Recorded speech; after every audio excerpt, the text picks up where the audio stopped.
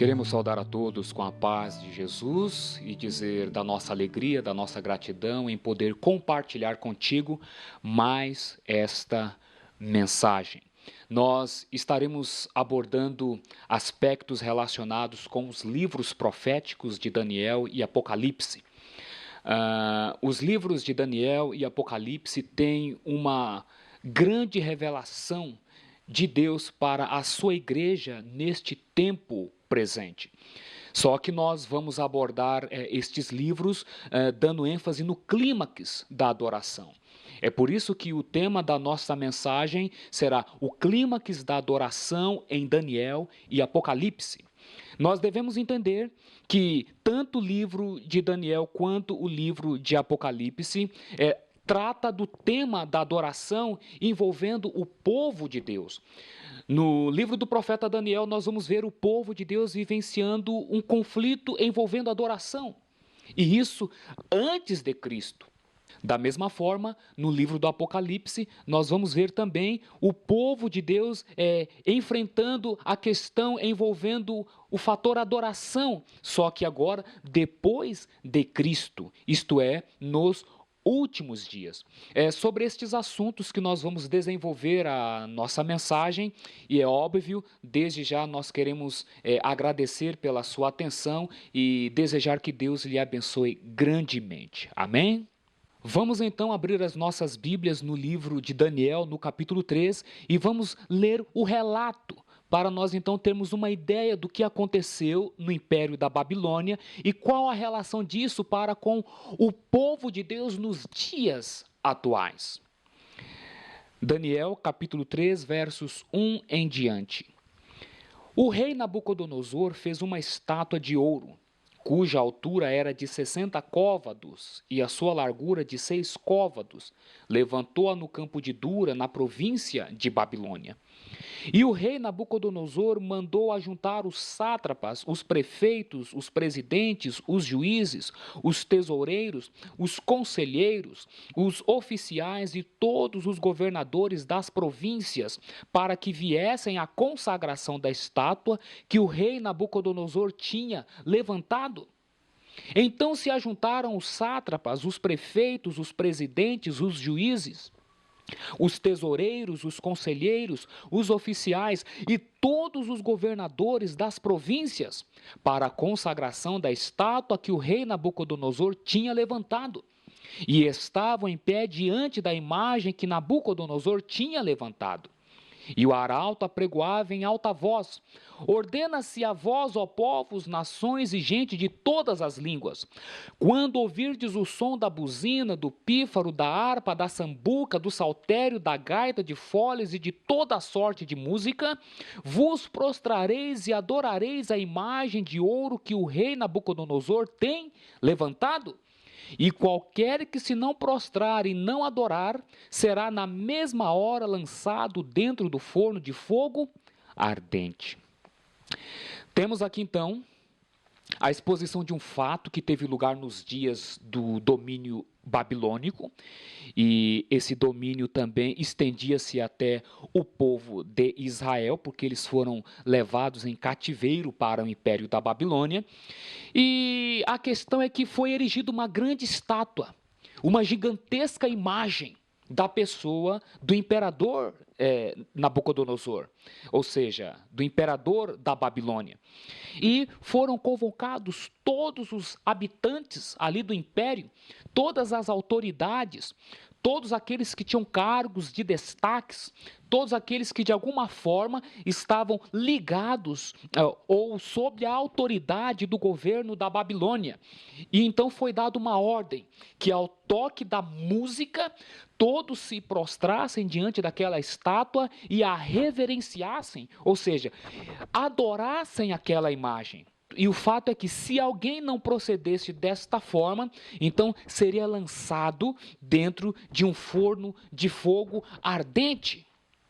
O texto então no verso 7 em diante continua nos dizendo: portanto, No mesmo instante em que todos os povos ouviram o som da buzina, do pífaro, da harpa, da sambuca, do saltério e de toda sorte de música, se prostraram todos os povos, nações e línguas e adoraram a estátua de ouro que o rei Nabucodonosor tinha levantado.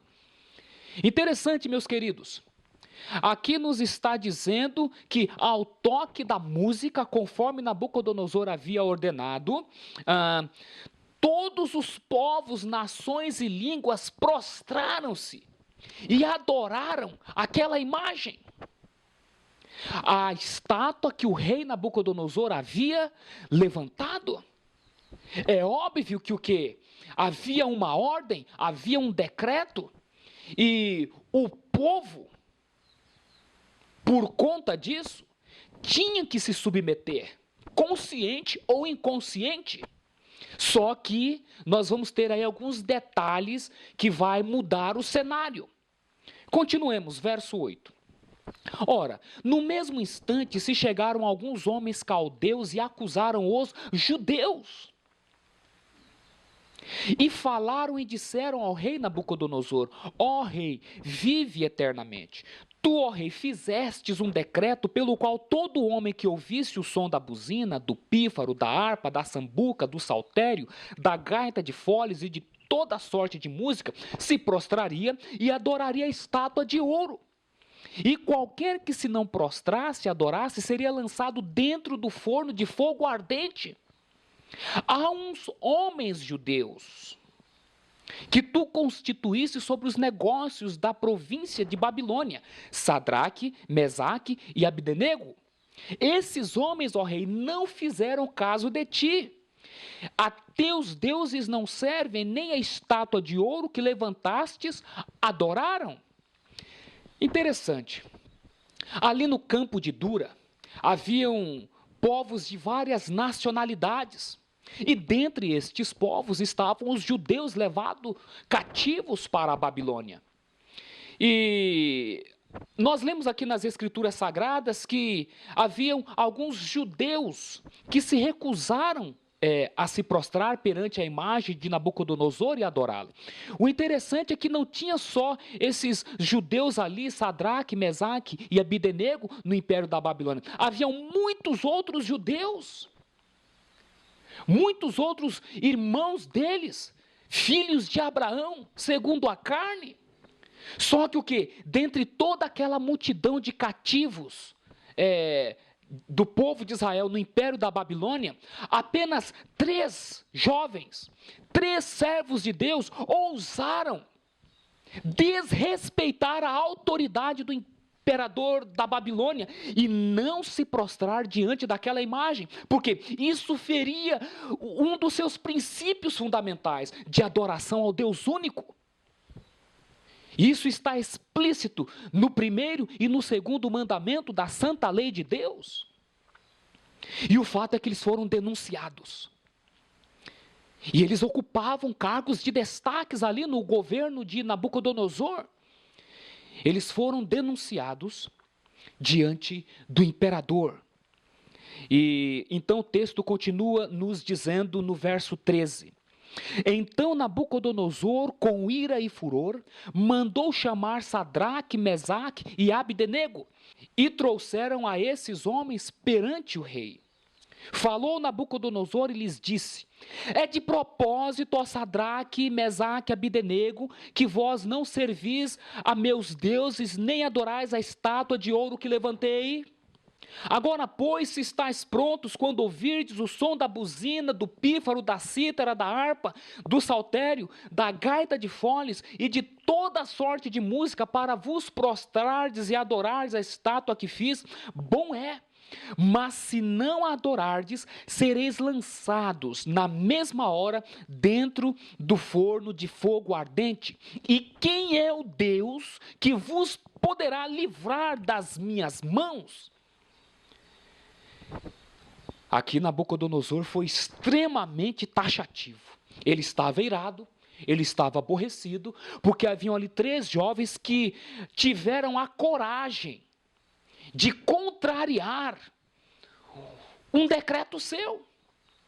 Então ele repete a ordem e dá ênfase na ameaça. E sabe qual foi a resposta daqueles jovens? Daqueles 3 jovens, vivendo aquela crise envolvendo o fator adoração ali, nos dias da Babilônia, antes de Cristo. Nós vamos ler então no verso 16 e diante. E responderam Sadraque, Mesaque e Abdenego, e disseram ao rei Nabucodonosor: não necessitamos de te responder sobre este negócio. Eis que o nosso Deus, a quem nós servimos, é que nos pode livrar.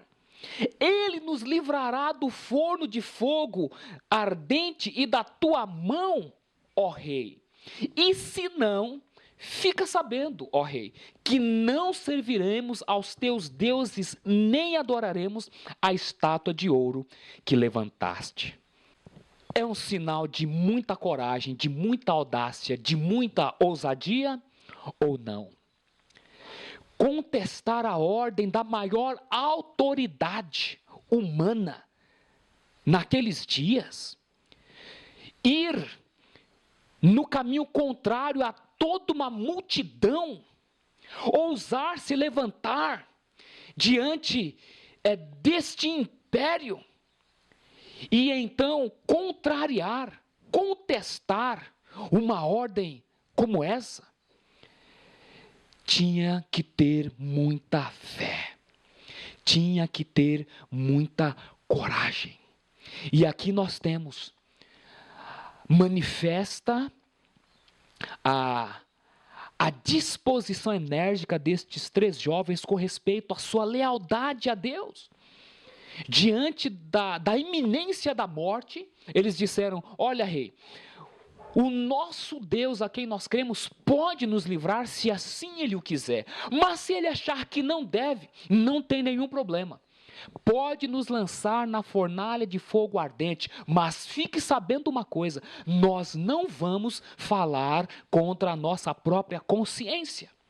Nós não vamos transgredir o mandamento do nosso Deus. Nós não iremos desonrar o seu nome. Então o verso 19 em diante vai nos dizer que Nabucodonosor se encheu de furor e mudou o aspecto do seu semblante contra Sadraque, Mesaque e Abdenego. Falou e ordenou que o fogo se aquecesse 7 vezes mais do que se costumava aquecer. Já pensou, meus queridos? Aquecer aquela fornalha 7 vezes mais?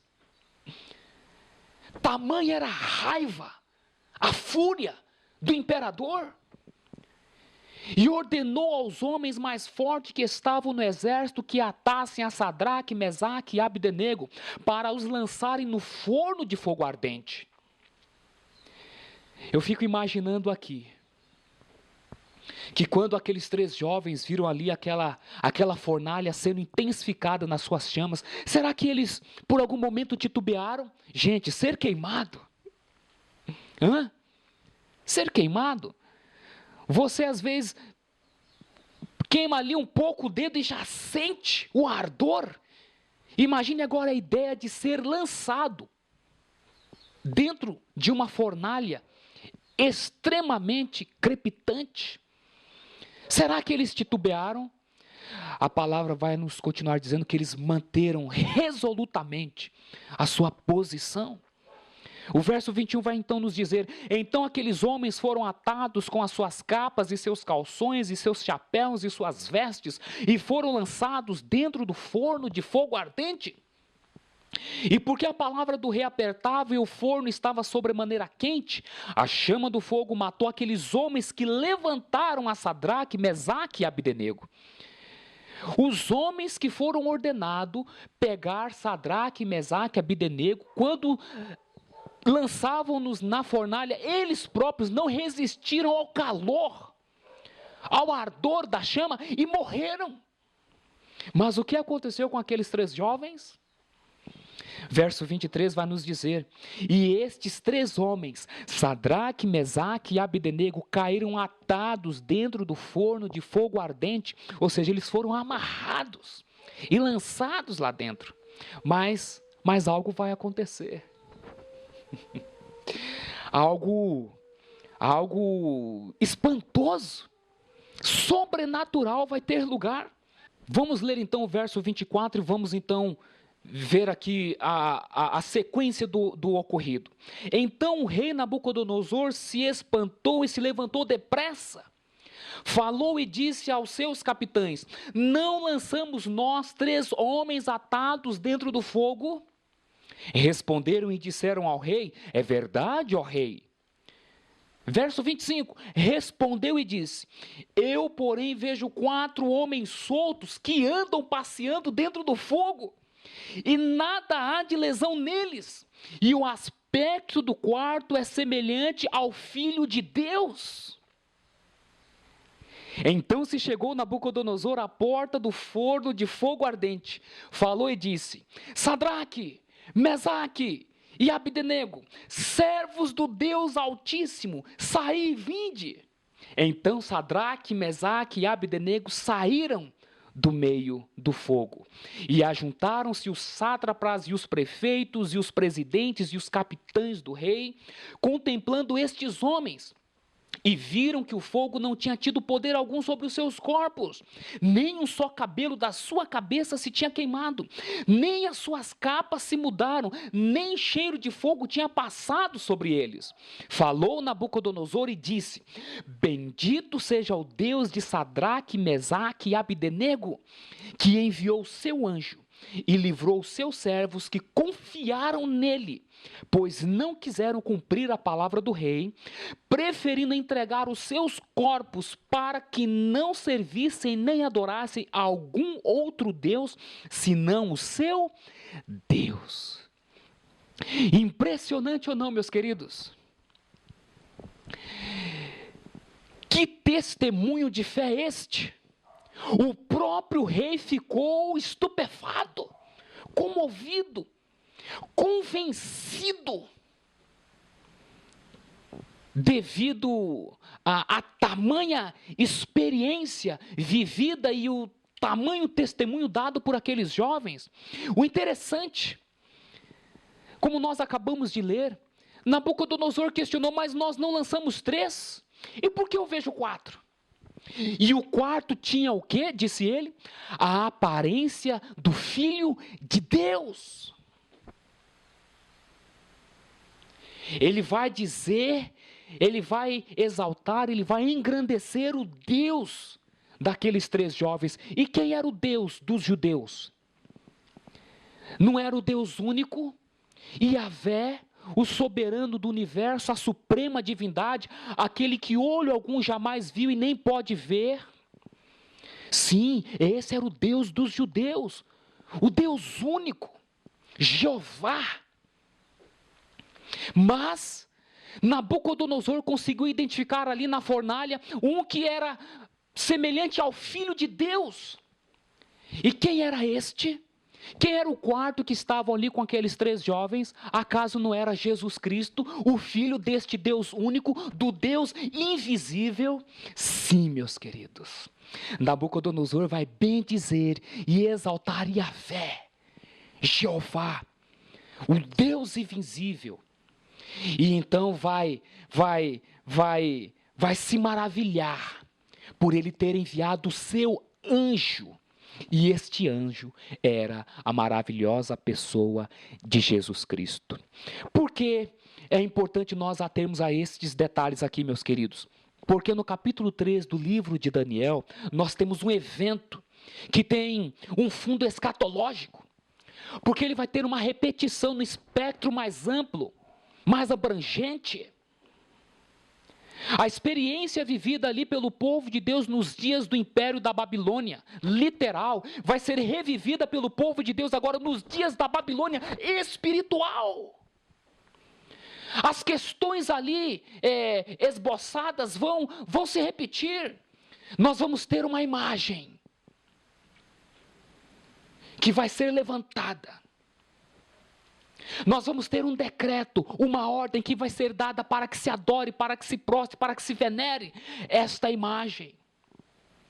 Mas nós também vamos ter um grupo de homens e mulheres, um grupo de jovens, e por que não dizer um grupo de crianças, que vão ousar desobedecer contestar esta ordem universal que será dada dentro em breve, conforme nós vamos ver registrado no livro do Apocalipse, nos dias depois de Cristo. Mas eu quero deixar bem claro aqui um detalhe, antes de nós irmos para o livro do Apocalipse. Vamos agora, ainda no mesmo livro de Daniel, no capítulo 7. E vamos aqui então identificar, precisar a pessoa do pai e a pessoa do filho. Sabe por quê? Porque o pano de fundo ali, naquela crise, nos dias de Nabucodonosor, era adoração. Nós tínhamos uma imagem, nós tínhamos um decreto, e nós tínhamos um grupo de jovens que ousou resistir àquela imposição, mas o pano de fundo ali era adoração. Nabucodonosor queria que a sua imagem fosse adorada, mas nós tivemos ali um grupo de jovens que, a despeito da ameaça, que a despeito da sua própria vida estar em jogo, ousaram não adorar a imagem de Nabucodonosor. Por quê? Eles adoravam apenas o Deus único. Quem é o Deus único? No capítulo 7 do livro de Daniel, nós vamos ter aqui uma referência muito interessante. Nós lemos o seguinte: e continuei olhando até que foram postos uns tronos, e um ancião de dia se assentou. A sua veste era branca como a neve, e o cabelo da sua cabeça como a limpa lã. E o seu trono chamas de fogo, e as rodas deles fogo ardente. O que é que nós estamos lendo no verso 9 do capítulo 7 de Daniel? Nós estamos lendo aqui algo que está nos dizendo de um evento que está tendo lugar. E é nos dito que um ancião de dias se assenta. Quem é este ancião de dias?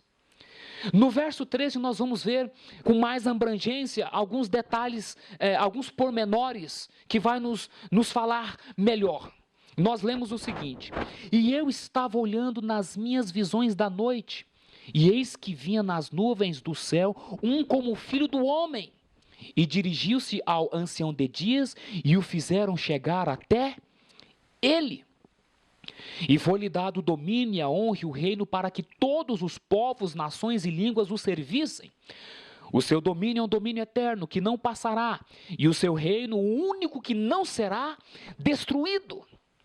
Vejam bem, meus queridos, ainda no livro profético de Daniel, no capítulo 7, nós temos aqui então mais uma visão dentre as demais que Daniel recebeu, e aqui então nós estamos vendo um reino, um domínio sobre todos os povos, nações e línguas.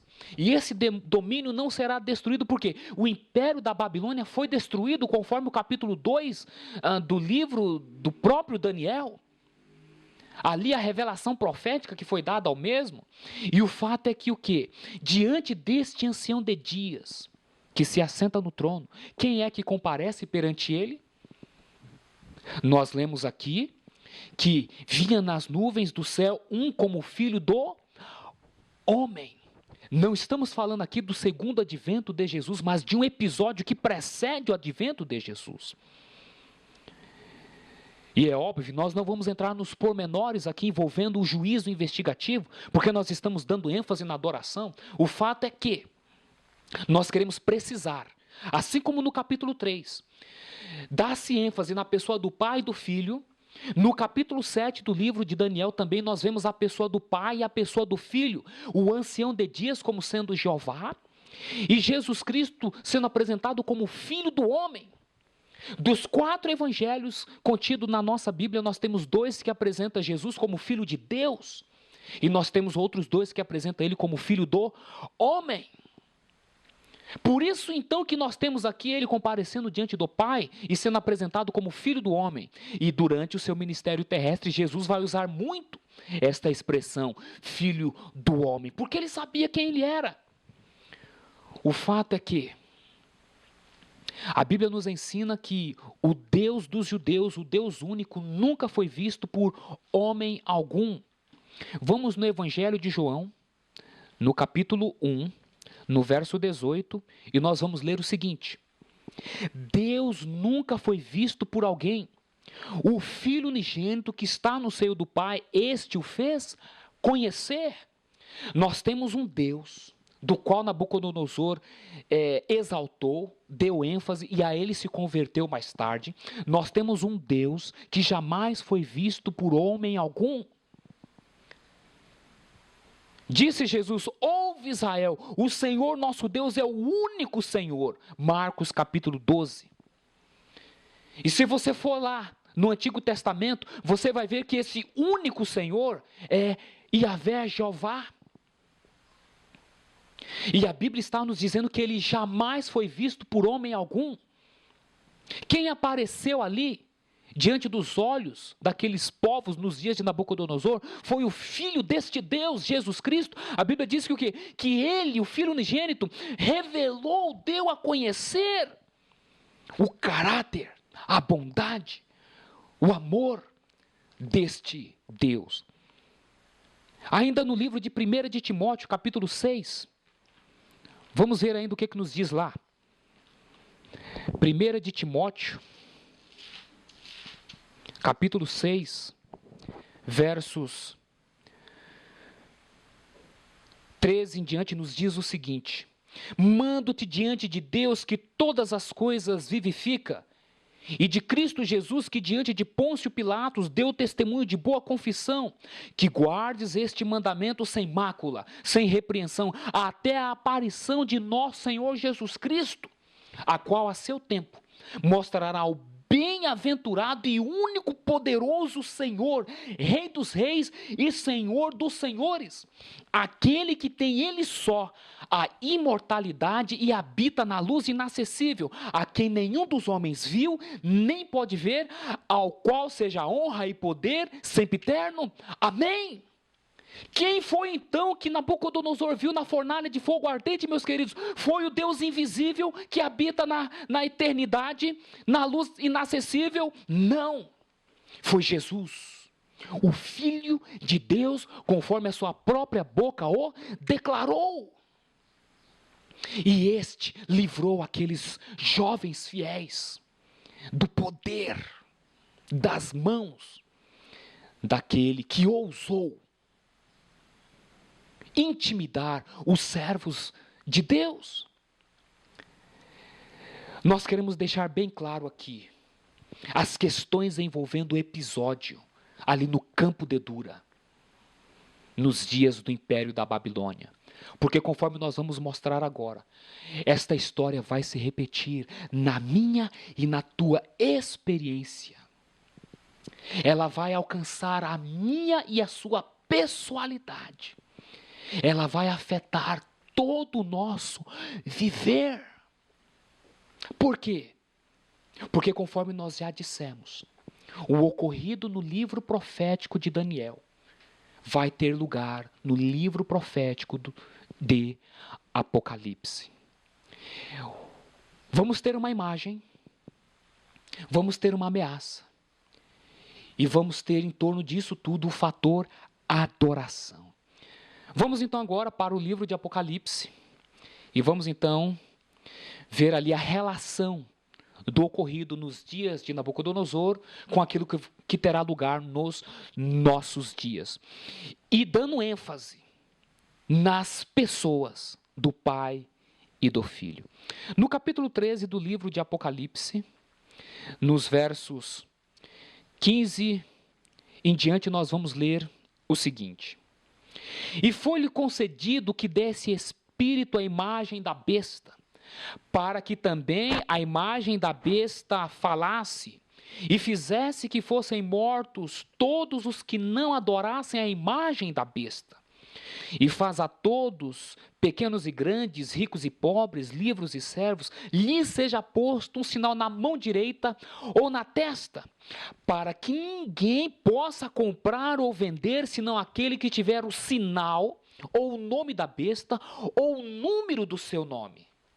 Aqui há sabedoria. Aquele que tem entendimento, calcule o número da besta, porque é número de homem, e o seu número é 666. Muito bem, meus queridos, caro ouvinte, cara ouvinte, nós temos aqui agora um relato envolvendo aspectos similares ao que nós vimos até aqui, contido no capítulo 13 do livro de Daniel. No capítulo 13 do livro de Apocalipse, nós temos aqui uma imagem, a imagem da besta. Nós temos aqui uma ameaça, porque aqui nos está sendo dito que deve ser morto todos aqueles que não adorem essa imagem.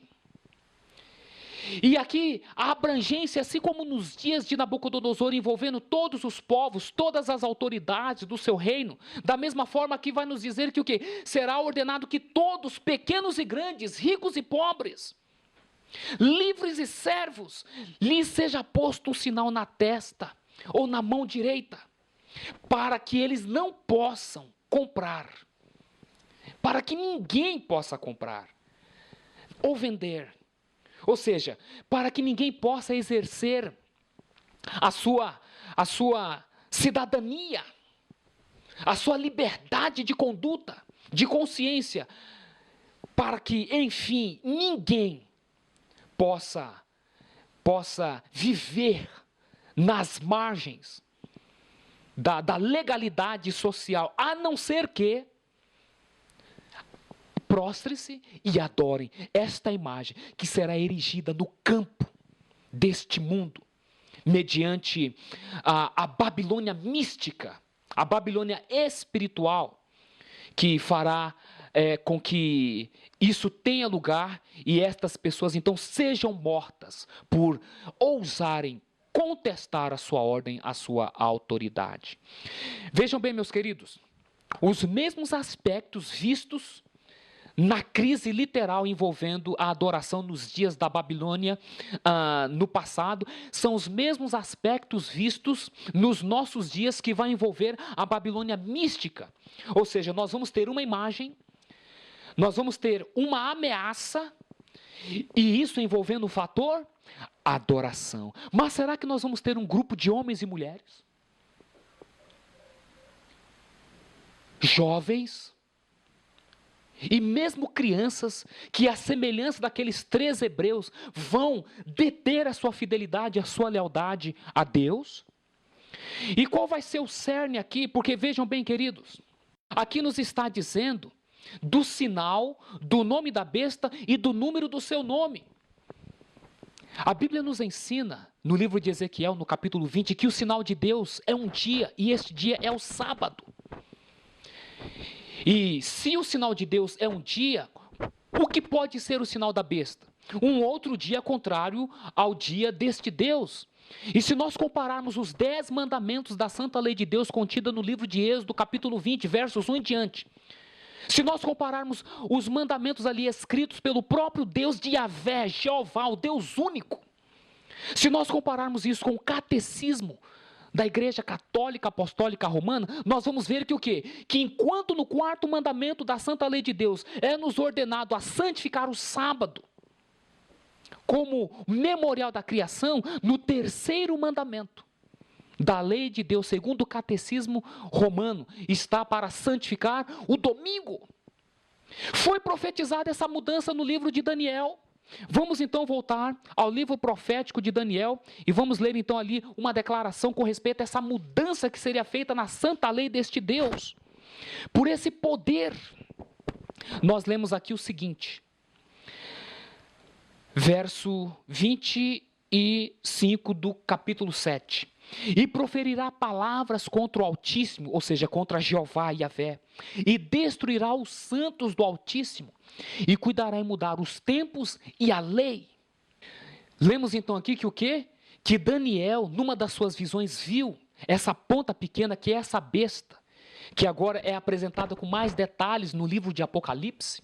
É óbvio, meus queridos, eu não vou tratar de todos os aspectos envolvendo o livro de Daniel e de Apocalipse. Eu estou dando ênfase no fator adoração. Nós temos outros DVDs que dão mais ênfase nessas questões, está entendendo? Mas, por hora, eu quero dar ênfase no fator adoração. Vejam bem, meus queridos, foi profetizado que haveria uma mudança na lei de Deus, que um poder ousaria mudar a lei de Deus. E foi mudado. E quando nós vemos na lei do catecismo romano a guarda do domingo como o dia do Senhor em lugar do sábado, quem então foi este poder que mudou? O catolicismo romano, o sistema papal. Vamos voltar ainda no livro de Apocalipse e vermos mais alguns detalhes. Aqui nós temos que não vai poder comprar e nem vender, senão aquele que tiver o sinal, ou seja, aquele que aceitar, aquele que se sujeitar ao domingo como o dia do Senhor, em contrapartida, em contrariedade ao sábado, que é o verdadeiro e legítimo dia do Senhor. É por isso que vai ter um decreto, chamado decreto dominical. Nabucodonosor baixou um decreto nos seus dias. A Babilônia literal impôs um decreto, e a Babilônia mística, representada pela mãe, que é o catolicismo romano, e as suas filhas, que são todas as demais igrejas ditas protestantes, porque hoje já não estão protestando mais nada. Eles, num sistema ecumênico, numa universalidade de pensamentos em pontos comuns de doutrinas, vão acordar, vão concordar-se e estabelecer um decreto que terá a força do poder civil para que o mesmo seja levado a efeito. Então o que? Vai estabelecer que o domingo seja honrado como sendo o dia do Senhor e não o verdadeiro dia do Senhor como sendo o sábado. O texto continua nos dizendo que o quê? Que não apenas o sinal, mas o nome da besta vai estar envolvido nesta ameaça. E qual é o nome da besta? O nome da besta está no capítulo 17 do livro de Apocalipse, no verso 5. E na sua testa estava escrito o nome, mistério. A grande Babilônia, a mãe das prostituições e abominações da terra. Qual é o nome que está escrito na testa dessa meretriz e vai estar escrito na testa de todos aqueles que se submeterem à sua ordem, ao seu decreto? Mistério. E qual é o mistério central do catolicismo romano? É a Trindade. É um Deus que não o Deus criado por Sadraque, Mesaque e Abdenego. O Deus de Sadraque, Mesaque e Abdenego era e é o Deus único, porque ele é eterno. Já o Deus do catolicismo romano, de Babilônia e de suas filhas, as demais igrejas religiosas, é um Deus triuno. Amados, há muita revelação aqui no livro de Apocalipse. O tempo não nos permite tratar de todos os detalhes, até mesmo porque eu não quero esgotá-lo. Eu quero ser direto, objetivo nesta mensagem, para que você, se não chegue a uma compreensão plena, pelo menos seja despertado para investigar essas questões. O clímax do grande conflito agora na reta final será a adoração. Se nós formos no capítulo 14, do mesmo livro de Apocalipse, nós vamos ver uma ameaça, agora da parte divina. Tá? Porque se por um lado, a Babilônia vai ameaçar, vai impor um decreto sob ameaça, ordenando que todos adorem a esta imagem, que será erguida diante do mundo. Por outro lado vem Deus, nos dizendo no verso 9 do capítulo 14 o seguinte: e seguiu-os o terceiro anjo dizendo com grande voz, se alguém adorar a besta, e besta aqui é um poder, e esse poder ele envolve o quê? Questão religiosa, e a sua imagem, aqui então nós vemos entrando em cena a questão política. Então o quê? Essa besta e a sua imagem é a junção do poder político e religioso. Se alguém adorar a besta e a sua imagem e receber o sinal na testa ou na mão, também o tal vai beber do vinho da ira de Deus que se deitou, não misturado no cálice da sua ira, e será atormentado com fogo e enxofre diante dos santos anjos e diante do Cordeiro, o Cordeiro de Deus. Então, o mundo vai se dividir em duas classes. De um lado, a grande maioria, que vai adorar a besta e a sua imagem. Mas de um outro lado, uma minoria, em relação a esta outra grande maioria, que vai adorar apenas ao Deus de Israel. E o interessante, aqui é nos dito que os adoradores da besta e da sua imagem, que por conta da covardia, da falta de coragem moral, vai se submeter a este poder, aqui está nos dizendo que eles vão sofrer a ira de Deus diante dos anjos e diante de quem mais? Do Cordeiro de Deus. Nós temos então o quê? A pessoa suprema de Jeová, os seus anjos e então o seu Filho, Jesus Cristo, o mesmo que Nabucodonosor viu lá na fornalha de fogo, livrando os fiéis de Deus naqueles dias, e é este mesmo que vai livrar os fiéis de Deus nesse tempo, quando então esta profecia tiver o seu cumprimento. Amém, meus queridos? O fato é que nós temos aqui o fator adoração no clímax final dessa crise que está precisamente diante de nós. Se nós formos no verso 1 ainda do mesmo capítulo 14, nós vamos ler o seguinte: E olhei, e eis que estava o Cordeiro sobre o monte Sião, e com ele 144.000, que em sua testa tinham escrito o nome dele e o de seu Pai. Amados, um outro paralelismo com respeito ao episódio do capítulo 13 de Daniel. Naqueles dias, diante de uma crise religiosa envolvendo adoração, nós tivemos 3 jovens que ousaram preservar sua lealdade ao Deus vivo. Nesses dias vai haver também uma classe, um grupo de fiéis, e estes são 144.000 que vão ousar enfrentar o sistema da nova ordem mundial. Ao esses introduzirem-se em questões de consciência, de liberdade religiosa. Nós temos uma classe de 144.000 pessoas que vai ter na sua testa, contrário aos adoradores da besta e da sua imagem, nas suas testas vai estar escrito o nome de quantas pessoas? O nome do Pai e do Filho. Então agora eu quero fazer aqui algumas perguntas de efeito e dar então as devidas respostas. Senhores, no campo da adoração, nós temos o sinal que tem que ver com o dia do Senhor, e é claro, biblicamente, o dia do Senhor é o sábado, só que o sábado é o dia de adoração, não é o alvo da adoração. O sábado é um instrumento. O sábado é um meio, é uma forma pela qual Deus vai ver quem se sujeita abertamente à sua autoridade ou à autoridade de Roma, da nova ordem mundial.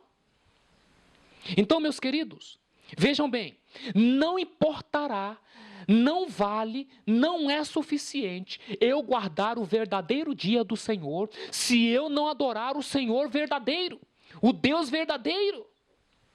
Tem muita gente aí pregando, crendo e guardando o dia de sábado.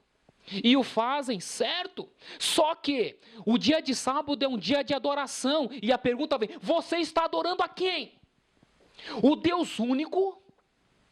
O Deus de Sadraque, Mesaque e Abdenego? Ou um Deus trino? Porque o Deus dos judeus não é o Deus dos cristãos nos dias da atualidade, não. Vamos começar aqui a separar as coisas e eu vou provar, a partir de agora, que o Deus apresentado no livro profético de Apocalipse é o mesmo Deus apresentado no livro profético de Daniel. Existe na face da terra um povo que se denomina o povo do advento.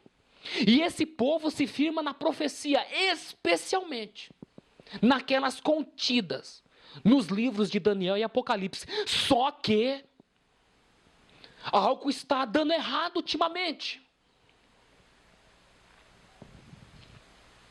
Algo está dando errado ultimamente. Envolvendo o fator adoração. O apelo contido na primeira mensagem angelical de Apocalipse 14, versos 6 e 7, é com respeito à adoração. Adorar o Deus que criou os céus e a terra. Quem é este Deus? Vamos então navegar pelas folhas do livro de Apocalipse. E eu vou provar para você, caro ouvinte, que o Deus apresentado aqui não é o Deus que a Babilônia, que a cristandade está apregoando mundo afora. E que o clímax do conflito não vai se dar somente envolvendo a questão do dia de adoração, mas especialmente a quem se adora. Vamos então para o capítulo 1 do livro de Apocalipse, e a partir dali, discorrendo-se através das folhas do livro de Apocalipse, de forma objetiva, é claro, eu vou então mostrar para vocês que assim como no livro de Daniel, nós vimos apenas a pessoa do Pai e do Filho, assim também aqui no livro do Apocalipse, nós vamos ver apenas a pessoa do Pai e do Filho sendo dignas de adoração. O livro de Apocalipse, no capítulo 1, começa assim, ó. Revelação de Jesus Cristo, a qual Deus lhe deu para mostrar aos seus servos as coisas que brevemente devem acontecer. E pelo seu anjo as enviou e as notificou a João, seu servo. Nós temos aqui então que o livro profético de Apocalipse é um livro de revelação, que advém da palavra grega apocalipsis. Revelação de quem? De Jesus Cristo, que recebeu de quem? De Deus. Jesus Cristo recebe a revelação do Pai eterno, Jeová, e passa ao seu anjo, e este então entrega a João, seu servo. Temos então aqui uma hierarquia. A Bíblia nos apresenta a realidade, a verdade de uma hierarquia, aquilo que a Trindade quebra, rejeita, nega, porque apresenta três seres coiguais e coeternos, ocupando a mesma posição. Agora então você se incomodou aí no banco, não é verdade? Mas vamos devagar. Eu vou te mostrar também que Jesus Cristo tem um Deus. Ele se dirige sempre ao Pai como seu Deus, mas jamais nós vamos ver nas Escrituras o Deus único, o Pai eterno, se dirigindo a Jesus como o seu Deus. Vamos avançar. Nós temos nos capítulos 4 e 5 do livro de Apocalipse um paralelo com o capítulo 7 do livro de Daniel que nós lemos tempo atrás. Nós vimos no capítulo 7 do livro de Daniel o ancião de dias e o filho do homem. O ancião de dias é o Pai celestial, aquele que habita na luz inacessível, Jeová. E o filho do homem é Jesus Cristo, seu filho amado, que livrou aqueles três jovens da morte. No capítulo 4 de Apocalipse, nós vamos ter também as pessoas do Pai e do Filho apresentado. Nós temos aqui no capítulo 4 um ser que se assenta no trono da sua majestade. Olha o que nos diz o verso 9 do capítulo 4. E quando os animais davam glória e honra e ações de graça ao que estava assentado sobre o trono, ao que vive para todo sempre, os 24 anciãos prostravam-se diante do que estava assentado sobre o trono, adoravam o que vive para todo sempre e lançavam suas coroas diante do trono, dizendo: digno és, Senhor, de receber honra, glória e poder, porque tu criaste todas as coisas e por tua vontade são e foram criadas. Quem é que está sentado no trono da sua majestade? Não é Jeová, o Deus único dos hebreus, Yahvé? Ele é o Criador de todas as coisas. E conforme Hebreus capítulo 1, Jesus Cristo vai ser aquele através de quem ele cria todas as coisas. No livro de Provérbios, no capítulo 30, no verso 4, apenas a pessoa do Pai e do Filho vai aparecer no cenário da criação. O fato é que este Deus soberano que se assenta no trono, ele está sendo adorado. E o seu Filho Jesus, e o Filho do Homem? Será que vai ser também adorado como o ancião de dias no capítulo 7? O capítulo 5 continua esta visão que João estava tendo. E quando chega no verso 13, nós vamos ler o seguinte: e ouvi a toda criatura que está no céu e na terra e debaixo da terra, e que está no mar, e a todas as coisas que nelas há a dizer, ao que está sentado sobre o trono, e ao Cordeiro, sejam dadas ações de graças, e honra, e glória, e poder, para todo o sempre. Quantas pessoas nós estamos vendo sendo adorado aqui? São 3.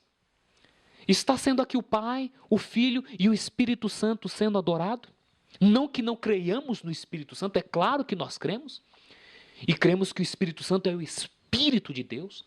Mas dizer que ele constitui-se no terceiro Deus na Trindade, onde existe base bíblica para isso?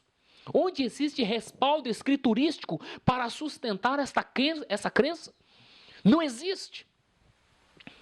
A Bíblia ensina, especialmente os livros proféticos de Daniel e Apocalipse, que é apenas a pessoa do Pai e do Filho, que devem ser adorados. Está aqui, ó, toda a criatura, envolvendo os anjos, os 24 anciãos, e todos os seres que habitam a terra, enfim, todo o universo. A adoração é apenas aquele que está assentado sobre o trono e ao Cordeiro. Por que o Cordeiro? Porque se nós formos um pouco mais atrás, nós vamos ler o seguinte. E disse-me, no verso 5, um dos anciãos, não chores, eis aqui o leão da tribo de Judá, a raiz de Davi, que venceu para abrir o livro e desatar os seus 7 selos. E olhei, e eis que estava no meio do trono, e dos 4 animais viventes, e entre os anciãos, um cordeiro como havendo sido morto, e tinha 7 pontas e 7 olhos, que são os 7 Espíritos de Deus enviado a toda a terra. E veio e tomou o livro da destra do que estava sentado no trono.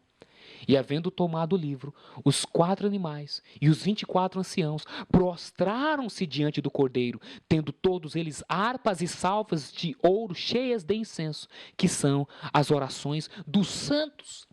E cantavam um novo cântico, dizendo, digno és de tomar o livro e de atar os seus selos, porque foste morto e com teu sangue compraste para Deus homens de toda tribo e língua e povo e nação. E para o nosso Deus os fizestes reis e sacerdotes, e eles reinarão sobre a terra. Nós temos aqui, assim como o Filho do Homem compareceu perante o ancião de dias, ali no capítulo 7 de Daniel, o Filho do Homem aqui, o Cordeiro de Deus, também comparece diante dele no capítulo 5 de Apocalipse. E é digno de honras, honrarias, ele é exaltado. Por quê? Porque com o sangue que ele derramou na cruz do Calvário, é o sangue da cruz que nosso Cristo pleiteia diante do Pai. É este sangue, foi com este sangue que ele comprou a minha e a tua redenção. Num único sacrifício, numa única oblação. É o sangue da cruz. É que salva a mim e a você de seus pecados. É com este sangue que Cristo compra para o nosso Pai homens de todas as tribos, língua e povo e nação.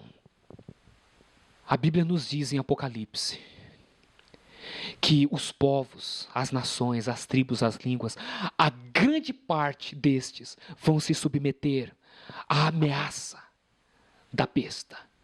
Mas vai ter um grupo que vai sair do meio de toda esta gente, e estes terão sido comprados pelo sangue do Cordeiro. E eles vão adorar apenas a quem? Apenas a quem eles estarão adorando? Apenas ao Pai e ao Filho. Vamos lá no capítulo 15 de Apocalipse ainda. Vamos ver aqui um cenário. Olha o que nós vamos ler aqui. Ó. E vi, Apocalipse 15, verso 2. E vi um como mar de vidro misturado com fogo, e também os que saíram vitoriosos da besta, e da sua imagem, e do seu sinal, e do número do seu nome, que estavam junto ao mar de vidro, e tinham as harpas de Deus. E cantava o cântico de Moisés, servo de Deus, e o cântico do Cordeiro, dizendo, grandes e maravilhosas são as tuas obras, Senhor Deus Todo-Poderoso. Justo e verdadeiro são os teus caminhos, ó Rei dos santos. Quem te não temerá, ó Senhor, e não magnificará o teu nome? Qual é o nome deste Deus? Jeová, ou no hebraico, Yahvé. Porque só tu és santo. Por isso todas as nações virão e se prostrarão diante de ti, porque os teus juízos são manifestos. Olha, aqui vai ter uma classe, meus queridos, que vai cantar o cântico de Moisés e o cântico do Cordeiro, em adoração a quem, em honra a quem? Ao grande Criador, a suprema divindade que se assenta no trono da sua majestade. O Deus único, o Deus dos judeus e o Deus dos cristãos, fiéis. O Altíssimo, o Soberano, Jeová, Yahvé. Está aqui, gente. Está aqui sendo apresentada a adoração a três, numa trindade? Não. E se não, isso me prova e prova você o quê? Que a trindade é uma verdade ou é uma mentira? Que a trindade é um mandamento ou é uma tradição? Que a trindade firma-se num assim diz o Senhor ou num assim diz o homem? Sinto muito, meus queridos. De acordo com os livros proféticos de Daniel e Apocalipse, a revelação de Jesus Cristo claramente me apresenta que no campo da adoração, que vai ter lugar dentro de alguns dias envolvendo o clímax, neste fator, a adoração é apenas ao Pai e ao Filho, a Jeová e a Jesus Cristo. Aqueles que estão prestando uma adoração trinitária nos seus cultos religiosos, de devoção ao Pai, consciente ou inconsciente, porque não queremos julgar os motivos de ninguém, mas uma coisa o afirmamos: estão prestando uma adoração enganosa. Tal qual Caim, ao prestar a sua adoração a Deus, ofereceu os frutos da terra, assim estão e o farão conscientemente dentro de alguns dias, porque não haverá inocente nessa história. Estarão apresentando uma adoração que não será aceitável a Deus. Sabe por quê? Porque tão importante quanto santificar o verdadeiro dia de adoração, o sábado, será também adorar a quem de direito? A Deus, Jeová, e por ordem dele, e por direito de herança, ao seu único Filho, Jesus Cristo, como nosso Senhor e Salvador. Amém, meus queridos? Está aqui, ó. Se nós formos ainda no capítulo 7 do livro de Apocalipse, nós vamos ler nos versos 9 e 10, 11 e 12 o seguinte: depois destas coisas olhei e eis aqui uma multidão, a qual ninguém podia contar, de todas as nações e tribos e povos e línguas que estavam diante do trono e perante o Cordeiro, trajando vestes brancas e com palmas nas suas mãos. E clamavam com grande voz, dizendo: salvação ao nosso Deus, que está sentado sobre o trono, e ao Cordeiro. Confirmando aquilo que João vira nos capítulos 4 e 5. Confirmando aquilo que nós acabamos de ler no capítulo 15. Gente, de folha a folha, o livro de Apocalipse apresenta apenas o Pai e o Filho como sendo alvo de adoração. Fala do Espírito Santo? Fala. Mas fala dos 7 Espíritos de Deus que na sua totalidade, na sua plenitude, representa a onisciência, a onipotência, a onipresença deste Deus. E conforme Romanos capítulo 8, nós vamos ver que o Espírito de Deus e o Espírito de Cristo é um só. Eles têm um só pensamento, um só propósito, um só objetivo. A comunhão entre eles é mútua. A unidade entre eles é uma só. E é a mesma que eles desejam ter comigo e contigo. Mas desde que firmados no assim diz o Senhor. Está aqui, ó. A grande multidão que for salva vai exaltar o Pai e o Filho. Os 144 mil lá no capítulo 15 estarão exaltando o Pai e o Filho, cantando o cântico de Moisés e o cântico do Cordeiro. Os versos 11 continua dizendo: e todos os anjos estavam ao redor do trono e dos anciãos e dos 4 animais, e prostraram-se diante do trono sobre o seu rosto e adoraram a Deus, dizendo: amém, louvor e glória e sabedoria, ações de graças e honra e poder e força ao nosso Deus, para todo sempre. Amém. Versos 13 e 14. E um dos anciãos me falou, dizendo: estes que estão vestidos de vestes brancas, Quem são e de onde vieram? Verso 14. E eu disse-lhes: Senhor, tu sabes. João responde. E ele disse-me: Estes são os que vieram de grande tribulação. Lavaram as suas vestes e as branquearam no sangue do Cordeiro. Amém, irmãos? Por isso estão diante do trono, e o servem de dia e de noite no seu templo. E aquele que está sentado sobre o trono os cobrirá com a sua sombra. Quem é que está sentado mesmo sobre o trono? É uma pessoa ou é mais de uma? Nunca mais terão fome, nunca mais terão sede, nem sol, nem calma alguma cairá sobre eles, porque o Cordeiro que está no meio do trono os apacentará e lhes servirá de guia para as fontes das águas da vida, e Deus limpará de seus olhos toda lágrima. Temos aqui o Pai e o Filho. O Pai está sentado no trono e o Cordeiro está diante deste trono, ou no meio, conforme nós acabamos de ler. E ele também vai ter um trono no qual ele se assentará, conforme os capítulos finais de Apocalipse.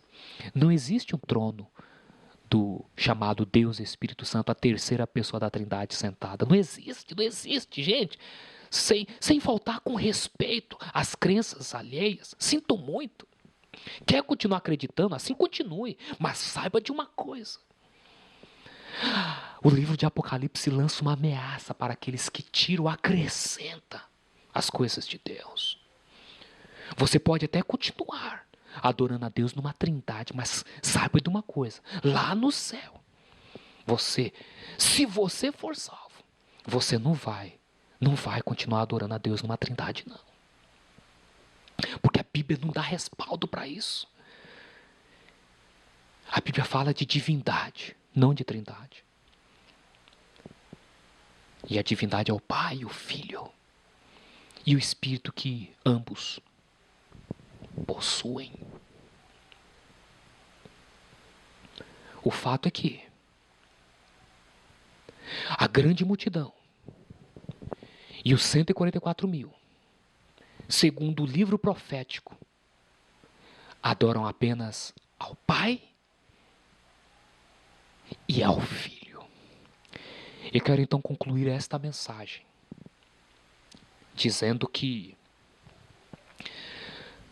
os opositores desta mensagem que eu tenho pregado podem continuar me caluniando, podem continuar me resistindo, podem continuar me combatendo, mas eles não podem contestar diante de mim.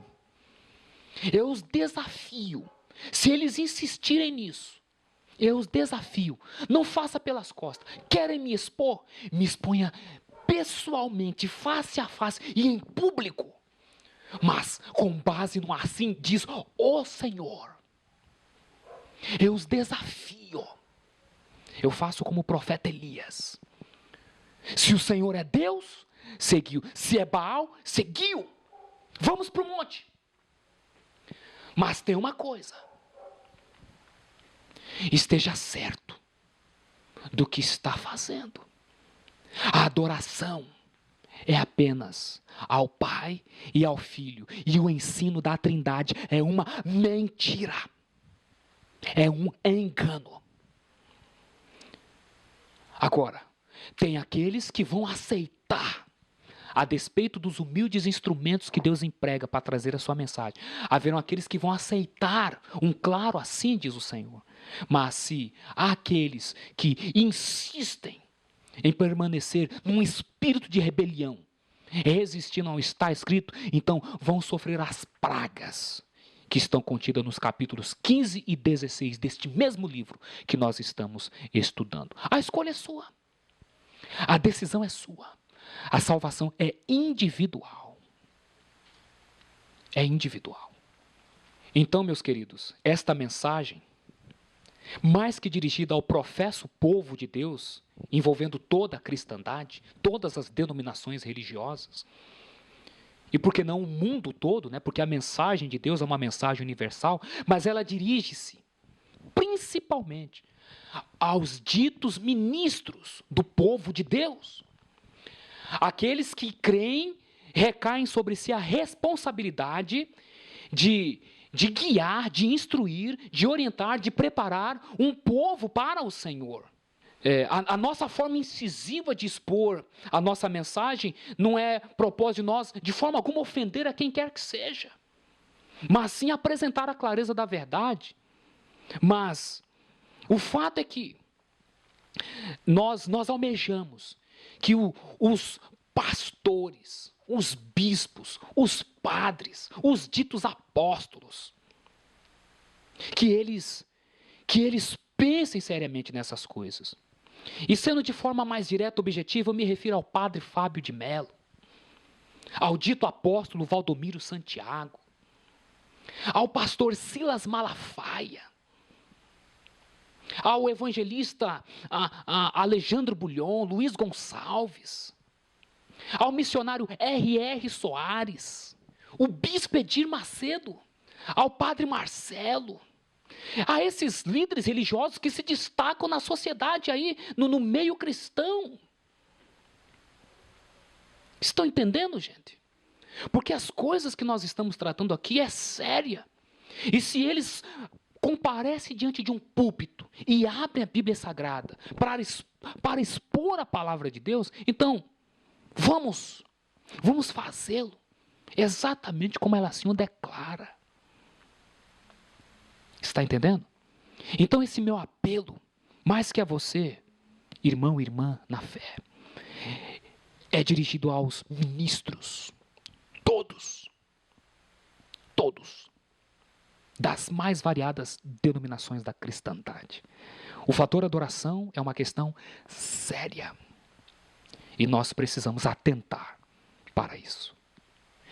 Eu quero então concluir esta mensagem com mais um texto que está ainda no livro de Apocalipse, no capítulo 3, no versículo 12. Aqui nos diz assim: a quem vencer, eu farei coluna no templo do meu Deus, e dele nunca sairá. E escreverei sobre ele o nome do meu Deus, e o nome da cidade do meu Deus, a nova Jerusalém, que desce do céu, do meu Deus, e também o meu novo nome. Quantas pessoas nós temos aqui? Cristo está falando do seu Deus. Cristo tem um Deus. Aquele devota toda a sua dedicação, todo o seu empenho. O prazer, a alegria, a satisfação de Jesus é agradar este Deus. E o prazer, a alegria, a satisfação deste Deus é exaltar o seu Filho. Foi por isso que Jesus disse lá no Evangelho de João, no capítulo 5, quem não honra a mim, não honra meu Pai.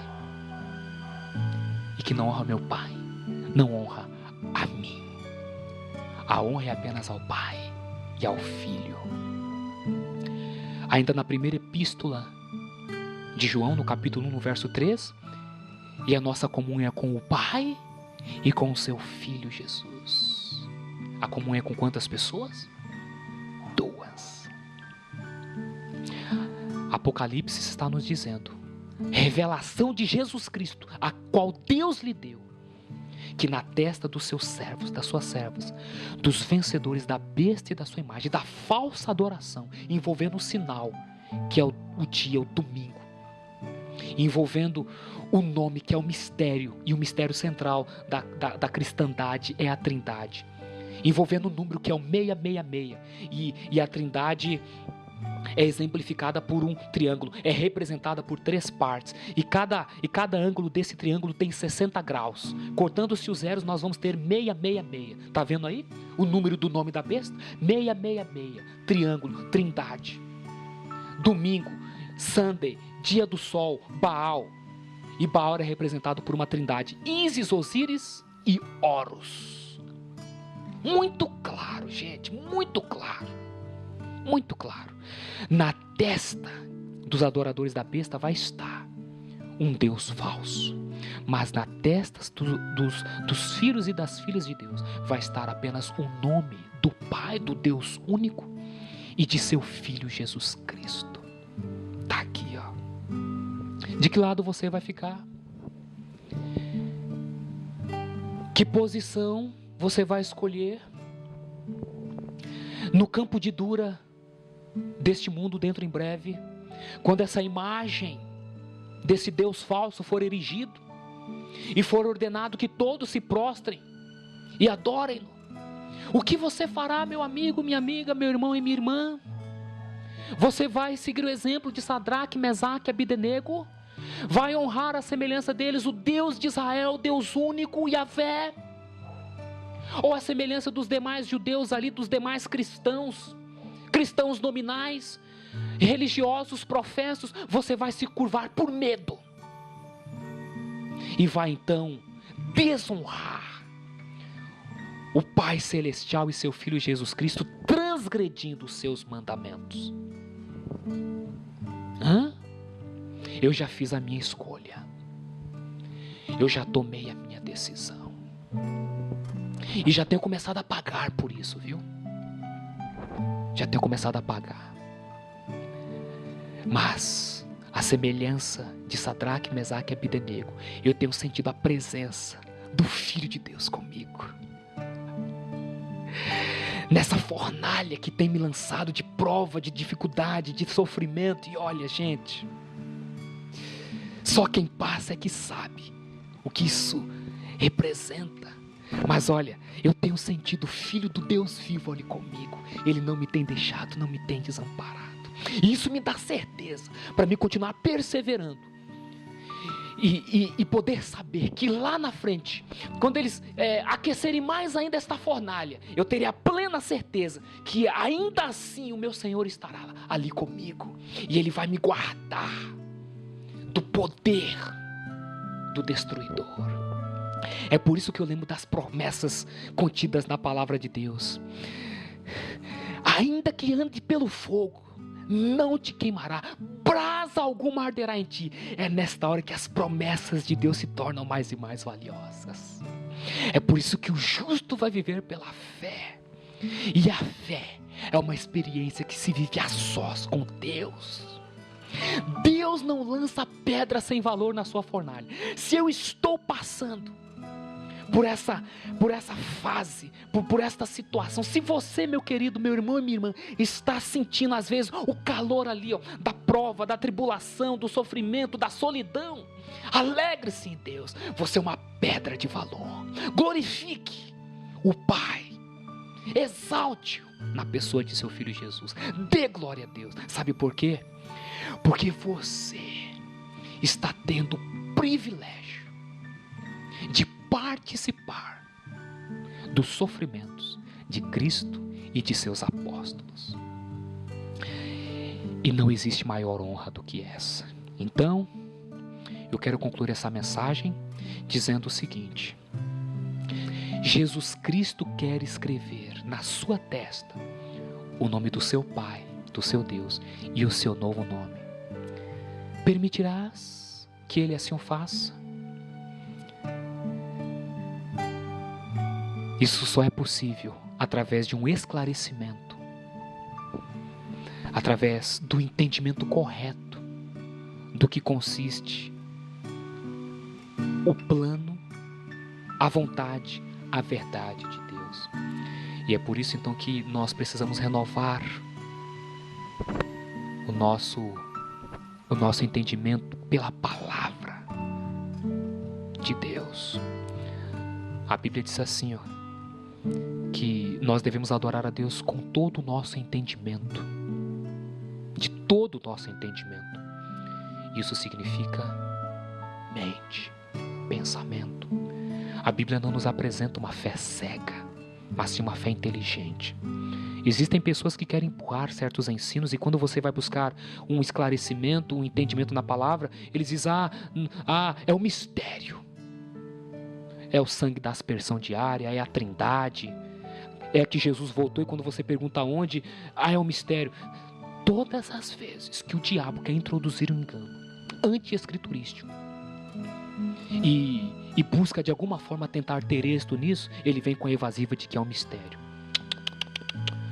A palavra de Deus é revelação, tá? Revelação.